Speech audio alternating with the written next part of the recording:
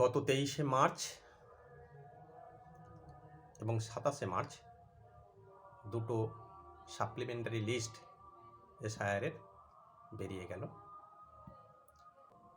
এই সাপ্লিমেন্টারি লিস্টে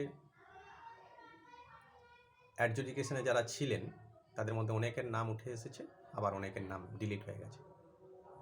আমি যা খবর পেলাম, অনেকগুলো বুথ দেখলাম, তাতে করে প্রায় 50%-এর ওপর নাম ডিলিট হয়ে গেছে। তারা খুব দুশ্চিন্তায় আছেন। আমি তাদের বলবো যে চিন্তার কোনো কারণ নেই। এই চক্রান্ত যারা করছে সেটা ব্যর্থ হবে। আপনি মাথায় রাখবেন, আপনার যা কাগজ আছে তা প্রয়োজনের থেকে অনেক বেশি। অতএব এ বিষয়ে ভয় খাওয়ার কিছু নেই। শুধু আপনারা যেটা করবেন, সময় মতো গিয়ে লিস্ট বেরোনোর 15 দিনের মধ্যে আপনি 10 দিন হাতে নিয়ে কাগজপত্র রেডি করে ফেলুন এবং সেগুলো ট্রাইব্যুনালে জমা দিন। বর্ধমানের ক্ষেত্রে যেটা হয়েছে, আমি গিয়েছিলাম ট্রাইব্যুনাল অফিসে।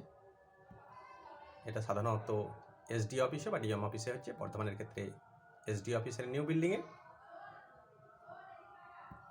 সেখানে যাবেন, সেখানে গিয়ে দুটো বক্স রয়েছে, সদর সাউথের জন্য একটা বক্স আর সদর নর্থের জন্য একটা বক্স। ওখানে কেউ হাতে হাতে কাগজ জমা নিচ্ছে না। দুটো বক্স আছে, আপনারা অ্যাপ্লিকেশন সহ প্রয়োজনীয় কাগজপত্র একটা খামে ভরে ওই বক্সে জমা দিয়ে চলে আসবেন। এছাড়াও আপনি অনলাইনে করতে পারেন। অনলাইনে ফর্ম ফিল আপ করার পর হার্ড কপি এবং প্রয়োজনীয় কাগজপত্র সহ ওই দুটো বক্স, যার যেখানে সদর সাউথ বা নর্থ যেখানে আপনার যেটা এলাকা সেইখানে সেই বক্সে জমা দিয়ে চলে আসবেন। আমি আবার বলছি, আপনার যা কাগজ আছে যথেষ্ট। আপনি 2002 সালের ভোটার লিস্ট, তার আগে যদি থাকে, আপনাকে যে ফর্মটা বিএলও প্রথম দিয়েছিল, আপনাকে যে হেয়ারিংয়ে ডেকেছিল, আপনার যে জমির দলিল, পর্চা, আপনার যে আনুষঙ্গিক যা কিছু আছে এই এসআইআর সংক্রান্ত, সেগুলো নিয়ে একটা খামে ভরে সেটা জমা দিন। অবশ্যই সব কিছুর দুটো করে কপি করবেন। এক কপি আপনার কাছে রাখবেন, এক কপি জমা দেবেন। এবং পারলে আপনি যে ড্রপ বক্সে জমা দিচ্ছেন তার একটা ভিডিও করে রাখবেন। মনে রাখবেন, আপনার